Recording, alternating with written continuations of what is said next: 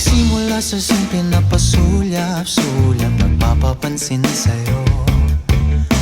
Umabot sa palitan ng mga mensahe, kilig na kilig ako. Kumusta, kain na, hello, magandang umaga. Ingat ka, pahinga, huwag kang masyadong magpupuyat pa. Naramdaman ng puso na dahan-dahan akong nahuhulog sa'yo.